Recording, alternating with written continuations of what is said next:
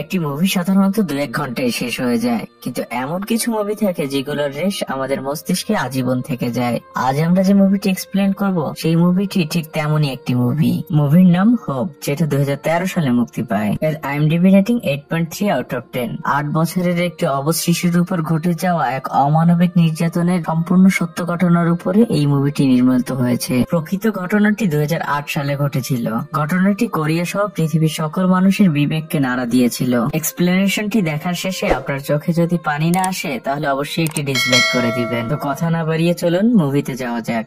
মুভির শুরুতে কোরিয়ার একটি ছোট্ট শহর দেখানো হয়, যার আকাশে একটি ঘুড়ি উড়ছিল। ঘুড়িটি দেখে মনে হচ্ছিল এটি মানুষের মুক্তির একটি প্রতীক। এরপরই দৃশ্য পরিবর্তন হয়, একটি ছোট্ট পরিবারকে দেখানো হয়। এই বাচ্চা মেয়েটির নাম হচ্ছে সুয়ান, যাকে নিয়ে মূলত এই মুভির মূল কাহিনী। সুয়ানের মার একটি দোকান ছিল, তাই সে সবসময় বিজি থাকতো। এর ফলে সুয়ান একা একাই স্কুলে যেত সবসময়। সুয়ানের বাবা একটি ছোট্ট ফ্যাক্টরিতে চাকরি করত। সব মিলিয়ে তাদের একটি হ্যাপি ফ্যামিলি ছিল। অন্যদিকে স্কুলে সুয়ানের একটি বেস্ট ফ্রেন্ড ছিল, যার নাম ছিল পেট। তাদের মধ্যে সবসময় ঝগড়া চলতেই থাকতো, আর কি ছোট বাচ্চাদের মধ্যে যেগুলো হয়। যাই হোক, একদিন সুহান স্কুলে যাবার জন্য রেডি হচ্ছিল, আর তখন বাইরে প্রচন্ড বৃষ্টি শুরু হয়। সুহানের মা সুহানকে বলে যে আজ আমি তোমাকে স্কুলে আগিয়ে দিয়ে আসি। সুহান তখন তার মাকে বলে যে মা, আমার যেতে মাত্র 3 মিনিট সময় লাগবে, বরং তুমি আমার সাথে গেলে তোমার কাজে যেতে অনেক লেট হয়ে যাবে। তখন সুহানের মা সুহানকে বলে আচ্ছা ঠিক আছে, কিন্তু তুমি বড় রাস্তা দিয়ে যাবে, ওটাই তোমার জন্য সেফ হবে। এরপরে সুহান তার স্কুলের উদ্দেশ্যে বেরিয়ে যায়, আর আমরা একটি লোককে দেখতে পাই যে কিনা লুকিয়ে লুকিয়ে জোয়ানের উপরে নজর রাখছিল।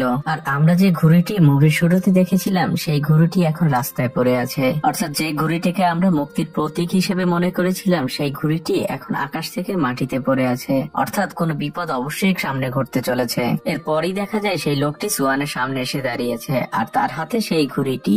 লোকটি সুয়ানকে বলে যে তোমার ছাতাটা অনেক সুন্দর, তোমার ছাতা নিচে কি আমাকে একটু জায়গা দিবে? সুয়ান তখন কিছুটা ভয় পেয়ে আশপাশে তাকায়, আর সে দেখতে পায় একটা লোকও এই রাস্তায় নেই, কারণ তখন তো প্রচন্ড বৃষ্টি হচ্ছিল। সুহান তখন লোকটিকে বলে প্লিজ আঙ্কেল, আমাকে যেতে দিন, আমার স্কুলের অনেক লেট হয়ে যাচ্ছে। কিন্তু এই 8 বছরের বাচ্চা মেয়েটির কোনোই ধারণা ছিল না যে তার সাথে সামনে কি হতে চলেছে। পরের দৃশ্যে দেখা যায় সুহানের জিনিসপত্রগুলো চারদিকে ছড়িয়ে ছিটিয়ে পড়ে আছে। তার ছাতাটা ভেঙে গিয়েছে, আর স্কুল ব্যাগটা মাটিতেই পড়ে আছে। তার ছোট্ট জুতোগুলো সেখানে পড়েছিল, আর আমরা রক্তাক্ত ছোট্ট দুটো হাত দেখতে পাই। আর আমাদের বুঝতে বাকি থাকে না যে সুহানের সাথে কি হয়েছে। এরপরই দৃশ্য পরিবর্তন হয়, আর দেখা যায় সুহানকে নিতে অ্যাম্বুলেন্স এসেছে।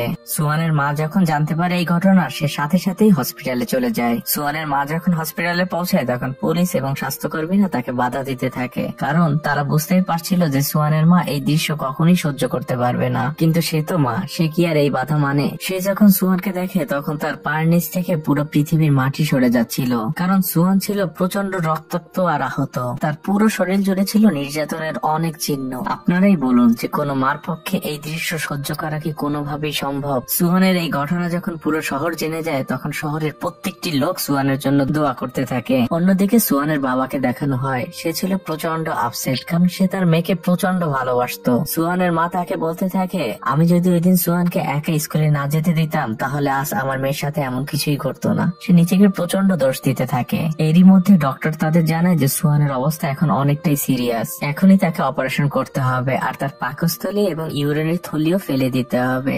সেই সাথে এগুলোর জন্য একটি ব্যাগ আলাদাভাবে লাগাতে হবে। এসব শুনে সুহানের বাবা কান্নায় ভেঙে পড়ে, কারণ সে ভাবতে থাকে এত ছোট্ট একটি মেয়ে, তার এত অল্প বয়সে এত কিছু ফেস করতে হবে। সুহানের অপারেশন শুরু হয়ে যায়, আর কিছুক্ষণের মধ্যে অপারেশন সাকসেসফুল হয়ে যায়। অপারেশনের পর সুহানের যখন জ্ঞান ফিরে, সুহানের বাবা আসে তার সাথে দেখা করতে। সে সুহানের বেডের পাশে বসে সুহানের সাথে কথা বলার চেষ্টা করে। তখন সুহান তাকে বলে যে আচ্ছা বাবা, তুমি আজ কাজে যাওনি? সুহানের বাবা খুব আস্তে তাকে বলে যে মা, আমার কাজ শেষ হয়ে গিয়েছে। সুহান তখন তার বাবাকে বলে বাবা, লোকটা আমাকে অনেক নির্যাতন করেছে, আমাকে অনেক কষ্ট দিয়েছে, তুমি কখনোই লোকটাকে ছেড়ো না। সুহানের বাবা তাকে বলে ঠিক আছে মা, আর ডক্টর বলেছে তুমি খুব তাড়াতাড়ি ঠিক হয়ে যাবে। কিন্তু সে তো বাবা, তার প্রিয় মেয়ের এই মুখটি আর সে সহ্য করতে পারছিল না, তাই সে কাঁদতে কাঁদতে রুম থেকে বেরিয়ে আসে। তখনই একজন লেডি পুলিশ অফিসার সেখানে আসে, আর সে সুহানের বাবা মাকে জানায় যে নরপিশাচ এই কাজটি করেছে পুলিশ তাকে আইডেন্টিফাই করতে পেরেছে।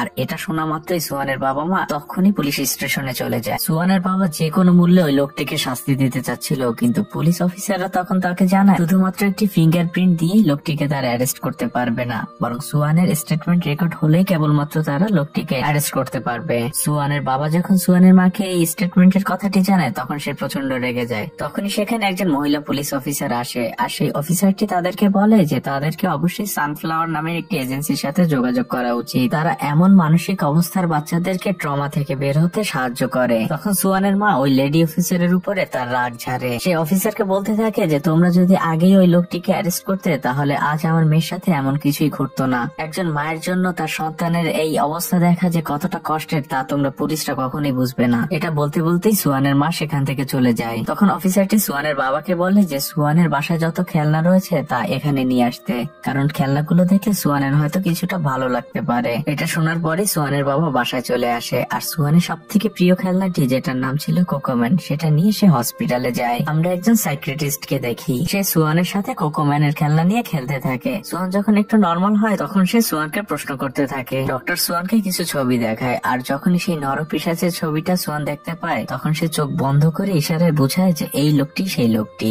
সুহানের এই স্টেটমেন্ট একটি ক্যামেরায় রেকর্ড হচ্ছিল। ডক্টর যখন সুহানের রুম থেকে বের হয় তখন সুহানের বাবা মা তাকে বিভিন্ন প্রশ্ন করছিল সুহানের হেলথ এবং মেন্টাল কন্ডিশন নিয়ে। তখন ডক্টর তাদের জানায় সুহানের পাশাপাশি আপনাদেরও কাউন্সিলিং এর দরকার রয়েছে, কারণ আপনাদের মানসিক অবস্থাও মোটেও ভালো না। তখন ডক্টর তার নিজের একটি ভিজিটিং কার্ড সুহানের মাকে দেয়। এটা দেখে সুহানের মা কিছুটা রেগে যায়। সে ডক্টরকে তার ভিজিটিং কার্ডটি ফিরিয়ে দেয় আর বলে যে আপনার কি মনে হয় যে আমরা মানসিক রোগী? এরপরই দৃশ্য পরিবর্তন হয় আর দেখা যায় পুলিশরা সেই নরপিশাচটিকে ধরে ফেলেছে। আর এই ঘটনা বিভিন্ন টেলিভিশন চ্যানেলগুলো প্রচার করছিল। তখন সুহানের বাবার একজন ফ্রেন্ড সুহানের বাবাকে ফোন দিয়ে জানায় যে মিডিয়া এইসব নিউজ প্রচার করছে। এটা শোনা মাত্রই সুহানের বাবা দ্রুত হসপিটালে চলে যায়, কারণ সে চাচ্ছিল না তার মেয়ের কোনো ছবি এবং সুহানের সাথে ঘটে যাওয়া এই ঘটনা বাইরের পৃথিবীর মানুষ আর জানুক। সে দ্রুত সুহানকে তার রুম থেকে শিফট করে অন্য রুমে নেওয়ার চেষ্টা করতে থাকে। তখনই কিছু মিডিয়া কর্মী সুহানকে দেখে ফেলে। এটা দেখে সুহানের বাবা সুহানকে বেড থেকে উঠিয়ে নিজের কোলে নিয়ে ওখান থেকে পালাতে শুরু করে। সে তার বাচ্চা মেয়েটির শেষ সম্মানটুকু রক্ষা করতে অনেক চেষ্টা করতে থাকে।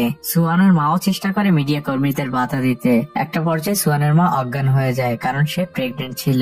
অন্যদিকে সুহানের বাবা যখন সুহানকে নিয়ে অন্য রুমে শিফট হয় তখন সে দেখতে পায় সুহানের ওয়েস্টেজ ব্যাগটি ফেটে গিয়েছে। সুহান তার বাবাকে বলে বাবা আমি কি কোনো ভুল করেছি? তখন সুহানের বাবা উত্তরে বলে যে না মা, তুমি কোনো ভুল করনি। এটা বলতে বলতে সুহানের বাবা সুহানের নোংরা ড্রেস চেঞ্জ করতে শুরু করে। আর তখনই ঘটে একটি অদ্ভুত আর ইমোশনাল ঘটনা। আমি আপনাদের আবারও মনে করিয়ে দিই মুভিটি কিন্তু সম্পূর্ণ সত্য ঘটনা অবলম্বনে নির্মিত। যাই হোক, সুহানের বাবা যখন সুহানের ড্রেস চেঞ্জ করছিল তখন সে লক্ষ্য করে হঠাৎ করেই সুহানের পুরো শরীর ফ্রিজ হয়ে যাচ্ছে, অর্থাৎ সুহানের শরীরের মধ্যে প্রচন্ড ভয়। সুহানের বাবা বুঝতে পারে না যে হঠাৎ করে এমন কেন হচ্ছে, আর তখনই সে বুঝে যায় যে আসলে সুহানের মনে কি হচ্ছে। সে বুঝতে পারে নরপিশাচটি সুহানের ড্রেস খুলেছিল, তাই সুহান এখন তার নিজের বাবাকেও ভয় পাচ্ছে। এটা বুঝতে পারে সুহানের বাবা ভিতর থেকে একদমই ভেঙে যায়, তার চোখে পানি চলে আসে, আর সে ডক্টরকে ডাকে সুহানের ড্রেস চেঞ্জ করার জন্য। একবার ভাবুন তো একজন বাবার জন্য এই সিচুয়েশনটা আসলে কতটা কষ্টের। সুহানের বাবা লজ্জায় ওই রুম থেকে বেরিয়ে যায়। সন্ধ্যাবেলা যখন সুহানের বাবা তাকে আবারও দেখতে আসে তখন সে দেখতে পায় সুহান একটি চাদর দিয়ে নিজেকে ঢেকে রেখেছে। অর্থাৎ বুঝতেই পারছেন একটি ঘটনা কিভাবে এই ছোট্ট বাচ্চা মেয়েটির মানসিকতা নষ্ট করে দিয়েছে। সুহানের বাবা আবারও লজ্জা পেয়ে সুহানকে বলে যে মা, আমি রুম থেকে বেরিয়ে যাচ্ছি, তোমার যদি কিছু প্রয়োজন হয় তুমি আমাকে ডাক দিও, আমি বাইরেই আছি। এভাবেই দিন কেটে যেতে থাকে আর হসপিটালের বিলও দিন দিন বাড়তে থাকে। সুহানের বাবার কাছেও টাকা প্রায় শেষ হয়ে যায়। তখন সে তার বন্ধুকে ফোন করে সাহায্যের জন্য। তার বন্ধু তাকে জানায় তুমি টাকা নিয়ে কোনো চিন্তা করো না, আমি যেভাবে হোক ম্যানেজ করব। সে সুহানের বাবাকে আরো বলে যে তুমি মনে করো না যে তুমি ছুটিতে আছো, তোমার কাজও আমি এখানে করে দিচ্ছি, যার ফলে তুমি মাস শেষে বেতনও পেয়ে যাবে। এই সমাজে এমন বন্ধু পাওয়া আসলেই ভাগ্যের বিষয়। যাই হোক, সুহানের বাবা তার বন্ধুর এইসব কথা শুনে অনেক ভরসা পায়। এরপরই দৃশ্য পরিবর্তন হয় আর সেই নরপিশাচটিকে কোর্টে হাজির করা হয়। সুহানের বাবা তাকে এই প্রথম সামনাসামনি দেখতে পায়। সুহানের বাবার মনে হচ্ছিল লোকটিকে এক্ষুনি মেরে ফেলি, কিন্তু সে তার নিজের রাগকে কন্ট্রোল করে। লোকটি কোর্টকে বোঝাতে চাচ্ছিল যে সে ওই দিন কনস্ট্রাকশন সাইটে কাজ করছিল আর সে কাজ শেষে বাড়ি ফিরে অনেক পরিমাণে ড্রিঙ্কস করে শুয়ে পড়ে। সে আরো বোঝাতে চাচ্ছিল যে পুলিশরা তাকে মিথ্যা অপবাদ দিয়ে ফাঁসাতে চাচ্ছে। তখন কোর্ট এই মামলার তারিখ আবারও 25 সেপ্টেম্বরে দেয়। সেখানে সুহানের বাবার বন্ধুও বসেছিল। এসব দেখে সে নিজের পায়ের জুতোর বন্দুকটি খুলে ওই লোকটির উদ্দেশ্যে ছুড়ে মারে। আর সে বলতে থাকে, তুই কোনো মানুষ না, তুই একটা পিশাচ, আর তোর জায়গা কোনো নরকেও হবে না। এরপরে দেখা যায় সুয়ানের বাবা হসপিটালে ফিরে এসেছে। আর সে হসপিটালে ফিরে দেখতে পায় কিছু মানুষ কার্টুনের ড্রেস পরে সুয়ানের সাথে খেলা করছে। সুয়ানও অনেক খুশি হচ্ছে। এই আইডিয়াটা ছিল আসলে ওই সাইকিয়াট্রিস্টের। আর ওই কার্টুন গুলোর মধ্যে আসলে সুয়ানের মা এবং সুয়ানের কিছু বন্ধু ছিল। রাতের বেলা সাইকিয়াট্রিস্ট সুয়ানের বাবাকে বলে যে যেহেতু এই কার্টুন গুলো সুয়ানের মেন্টাল হেলথ ভালো করছে, তাই প্রতিদিনই সুয়ানের সাথে এই কার্টুন দিয়ে খেলতে হবে। কিন্তু এই কার্টুন গুলোর ভাড়া প্রতিদিন ছিল অনেক, যেটা কিনা সুহানের বাবার পক্ষে প্রতিদিন মেনটেন করা সম্ভব ছিল না। সুহানের বাবা কার্টুনওয়ালাদের তাদের পেমেন্ট বুঝিয়ে দেয় আর জিজ্ঞেস করে, আমি যদি একটি কার্টুন কিনতে চাই তাহলে আমাকে কত টাকা দিতে হবে। লোকটি তখন জানায় যে $200, কিন্তু এত টাকা সুহানের বাবার কাছে ছিল না। সুহানের বাবা তখন তাকে রিকোয়েস্ট করে যে প্লিজ আমাকে একটু ইএমআই তে দেওয়া যায় কিনা, আমি প্রতি মাসে শোধ করে দেব ধীরে ধীরে। লোকটির তখন প্রচন্ড মায়া হয়। সে সুহানের বাবাকে একটি কার্টুন দিয়ে বলে যে এটার জন্য আপনাকে টাকা দিতে হবে না, আপনাদের যখন কাজ শেষ হয়ে যাবে তখন আমাকে ফিরিয়ে দিলেই হবে। এটা থেকেই বোঝা যায় যে আমাদের সমাজে এখনো ভালো মানুষ শেষ হয়ে যায়নি। যাই হোক, রাতের বেলা সুহানের বাবা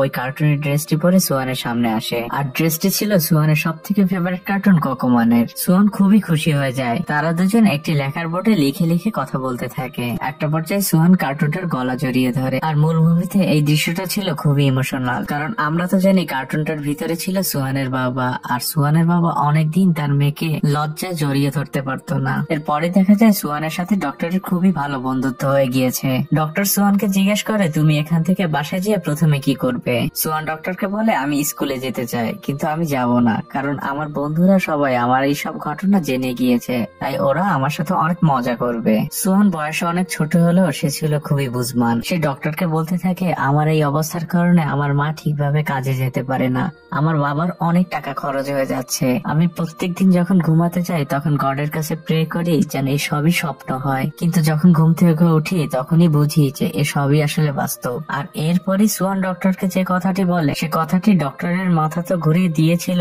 আশা করি আপনার মাথাও ঘুরিয়ে দেবে। সুহান ডক্টরকে বলে যে প্লিজ ডক্টর, এমন কিছু করুন যাতে আমি দ্রুত মারা যাই, আর আমার নিজের কাছেও মনে হচ্ছে আমি বেশি দিন বাঁচবো না, আমি আমার বাবা মার এই কষ্ট আর দেখতে পারছি না। মুভির এই অংশে মনে হচ্ছিল সবকিছুই আমার চোখের সামনে ঘটছে, আর আমার নিজের চোখে অজান্তে পানি চলে এসেছিল। আপনার এসেছে কিনা জানি না। যাই হোক, এসব শোনার পরে ডক্টর সুহানের বাবা মাকে সবকিছু খুলে বলে আর সুহানকে বাড়িতে ফিরিয়ে নিয়ে যাওয়ার পরামর্শ দেয়। এরপরে সুহানের সেই বন্ধুকে দেখানো হয়। তার মন খুবই খারাপ ছিল। সে সুহানের জন্য একটি নোট লিখে সুহানের বাড়ির দরজার সামনে লাগিয়ে রেখে যায়, যাতে করে সুহান যখন বাসায় ফিরবে তখন যেন সে এটা দেখতে পায়। পরদিন সকালে সুহানের বাবা মা প্রস্তুতি নিচ্ছিল সুহানকে নিয়ে বাসায় ফিরে আসার জন্য। সুহান এখনো তার বাবার দিকে তাকাতে লজ্জা পায়, তাই ফিরে আসার সময় গাড়ির মধ্যে একটি এক্সট্রা পর্দা লাগিয়ে দেওয়া হয়, যাতে করে সুহান একটু কমফোর্ট ফিল করে। তারা যখন বাড়ির খুব কাছাকাছি চলে আসে তখন সুহান সেই জায়গাটিকে দেখতে পায় যেখানে বসে তার সাথে এই খারাপ কাজটি হয়েছিল। সুহান তখনই অসুস্থ হতে শুরু করে, আর সে যখন গাড়ি থেকে নামে তখন সে বমি করে দেয়। সুহান যখন তার বাসার দরজার সামনে এসে দাঁড়ায় তখন সে দেখতে পায় তার বন্ধুরা অনেক নোটস লিখে গিয়েছে, আর এটা দেখে সুহান নিজের মধ্যে অনেক কনফিডেন্স ফিরে পায়। পরদিন সুহানের বেস্ট ফ্রেন্ড আসে সুহানের সাথে দেখা করতে। সুহানের বাবা তাকে মজা করে বলে, তুমি নাকি সুহানের সাথে অনেক দুষ্টুমি করো। সুহানের বেস্ট ফ্রেন্ড তখন কান্না করে দেয়। সুহানের বাবা তাকে জিজ্ঞেস করে, তুমি কান্না কেন করছো? তখন সুহানের বেস্ট ফ্রেন্ড বলে যে আমি যদি ওই দিন সুহানের সাথে স্কুলে যেতাম তাহলে সুহানের অবস্থা আজ এমন হতো না। সুহানের বাবা বাচ্চা ছেলেটিকে জড়িয়ে ধরে সান্ত্বনা দিতে থাকে। অন্যদিকে সুহান যেহেতু তার কনফিডেন্স ফিরে পেয়েছে, তাই পরের দিন সে তার আন্টির সাথে স্কুলে যেতে থাকে। ওয়েস্টেজ ব্যাগ নিয়ে সুহানের চলতে কিছুটা কষ্ট হচ্ছিল, আর সে ভাবছিল তার বন্ধুরা যদি জিজ্ঞেস করে এটা কিসের ব্যাগ তখন সে কি বলবে। সুহানের পিছু পিছু তার বন্ধুরাও যায়। এটা দেখে সুহান কিছুটা আনইজি ফিল করে, আর তখনই সে কোকোম্যানকে দেখতে পায়। কোকোম্যানকে দেখে তার মন অনেক ভালো হয়ে যায়। সুহানের বাবা বারবার কোকোম্যানের ড্রেস পরে সুহানের মন ভালো করার চেষ্টা করত। সুহানের বাবা সুহানকে একটি ব্যাগ গিফট করে ওই ওয়েস্টেজ ব্যাগের জায়গায় ঝুলিয়ে রাখার জন্য, আর ওই ব্যাগটি অনেক ক্যান্ডি দিয়ে ভরে দেয়, যাতে করে সুহানের বন্ধুরা যদি তাকে জিজ্ঞেস করে যে এটা কিসের ব্যাগ যেন সে বলতে পারে যে এটা হচ্ছে ক্যান্ডির ব্যাগ। পরদিন সুহানের বন্ধুরা সুহানকে জিজ্ঞেস করলে সুহান সেম কথাই বলে। তখন সুহান তার ব্যাগ থেকে ক্যান্ডি বের করে তার বন্ধুদের সাথে শেয়ার করে, আর তখন সে কোকোমানকেও দেখতে পায়। সুহান ধীরে ধীরে বুঝে যায় যে এই কোকোমান আর কেউই না, এ হচ্ছে তার বাবা। কারণ সুহান যখন কোকোমানের সাথে কথা বলার চেষ্টা করত কোকোমান তখন তাকে কোনো উত্তর দিত না। সুহান কোকোমানকে নিয়ে তার মায়ের কাছে যায়, তখন তার মাকে বলে যে এই কোকোমানের ভিতরে কি আমার বাবা? সুহানের মা তখন কোকোমানের মাথাটি খোলে। সুহান তার বাবাকে দেখতে পায় যে প্রচন্ড গরমে ঘেমে যাচ্ছিল আর কান্না করছিল। সুহান সুহান তার বাবার চোখের পানি এবং ঘাম মুছিয়ে দেয়। অর্থাৎ বোঝা যাচ্ছিল যে সুহান ধীরে ধীরে একটু স্বাভাবিক হচ্ছিল। পরদিন সুহানের বাবা যায় উকিলের সাথে দেখা করতে। উকিল তাকে জানায় যে সুহানের কেসটি দিন দিন হালকা হয়ে যাচ্ছে, কারণ ওই লোকটি কোর্টের কাছে বলেছে যে যেদিন এই ঘটনাটি ঘটেছিল সেদিন সে অনেক ড্রাঙ্ক ছিল আর সে মানসিক ভাবেও সুস্থ ছিল না। উকিল তাকে বলে যে যদি ওই লোকটিকে শাস্তি দিতে হয় তাহলে সুহানকে নিজেকে কোর্টে সাক্ষ্য দিতে হবে, কিন্তু সুহানের বাবা এটা কোনোভাবেই চাচ্ছিল না, তাই সে নিজেই ওই লোকটির সাথে দেখা করতে যায়। লোকটি সুহানের বাবাকে প্রথমে বলতে থাকে যে এই কাজটি আমি করিনি। সে সুহানের বাবাকে টাকার অফার করে যে সে এখান থেকে বের হলে সে সুহানের বাবাকে কিছু টাকা দিবে, অর্থাৎ একটি ডিল করতে বলে। কিন্তু সুহানের বাবা তো সব আসল ঘটনা জানতো, তাই সে কোনোভাবেই রাজি হয় না। তখন সে সুহানের বাবাকে হুমকি দিতে শুরু করে। সে সুহানের বাবাকে বলে যে যদি আমি জেল থেকে বের হই তাহলে তোমার মেয়ের সাথে আগে যা করেছিলাম সেটা আবারও করব। সুহানের বাবা তখন প্রচন্ড রাগে ফেটে পড়ে। সে ওইখানে ওই লোকটিকে মারতে যাচ্ছিল। সুহানের বাবার জায়গায় আপনি হলে কি করতেন তা অবশ্যই কমেন্ট করে জানাবেন। পরদিন আবারও হিয়ারিং শুরু হয়। সুহানও সেই কোর্টে চলে আসে। ওই লোকটির ছবি যখন সুহানকে আবারও কোর্টে দেখানো হয় সে তখন হাত জাগিয়ে সম্মতি জানায় যে হ্যাঁ এই লোকই সেই লোক। কিন্তু ওই লোকটির পক্ষের উকিল তাকে নির্দোষ প্রমাণ করার জন্য অনেক চেষ্টা করতে থাকে। সে বলতে থাকে তার ক্লায়েন্ট ওই দিন অনেক ড্রাঙ্ক ছিল। ওই লোকটি নিজেও চেষ্টা করে নিজেকে নির্দোষ প্রমাণ করার জন্য। সে বলতে থাকে আমি মানসিক ভাবে ওই দিন ঠিক ছিলাম না। এসব যখন চলছিল পুরোটা সময় সুহানের বাবা কোর্টে বসে কাঁদছিল। কিছুক্ষণের মধ্যে জজ তার রায় পড়ে শোনায়। সে ওই ব্যক্তিটিকে 12 বছরের সাজা দেয়। এই রায় শোনার সাথে সাথে সুহানের বাবার বন্ধু সেখানে দাঁড়ায় আর সে জজকে জিজ্ঞেস করে যে এটা কিভাবে সম্ভব, এই নরপিশাচকে তো মৃত্যুদণ্ড দেওয়া উচিত। সুহানের মাও তখন কাঁদতে কাঁদতে জজকে বলতে থাকে যে আমার মেয়েটা একটুর জন্য বেঁচে গিয়েছে আর আপনি তাকে মাত্র সামান্য 12 বছরের শাস্তি দিচ্ছেন। কিন্তু জজ তাদেরকে বলে এটাই তার ফাইনাল রায়। আর এই সবকিছুই সুহান বাইরে থেকে বসে বসে দেখছিল। লোকটিকে যখন কোর্ট থেকে বের করা হবে তখনই সুহানের বাবা তার উপর আক্রমণ করতে যাবে। আর তখনই দেখা যায় সুহান তার বাবার পা জড়িয়ে ধরেছে আর বলতে থাকে প্লিজ বাবা বাড়ি ফিরে চলো।